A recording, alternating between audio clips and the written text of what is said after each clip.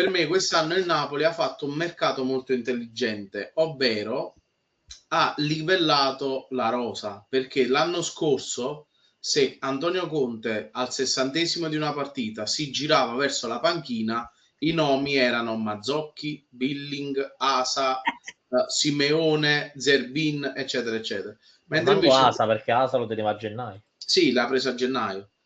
Cioè, ma Abbiamo noi scoperto tra l'altro che Asa è il nuovo Blasi.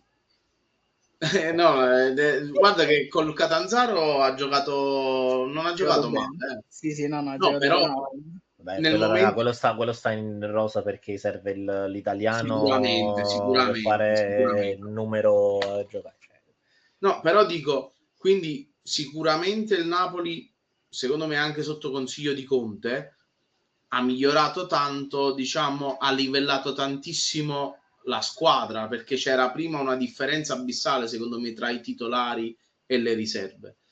Però se ti devo dire, se metto l'11 del Napoli in campo, a parte De Bruyne, io non mi sento migliorato. Cioè, se vado su carta, per me il Napoli, anche nei 2 anni che ha vinto lo scudetto, non aveva la rosa per vincere lo scudetto.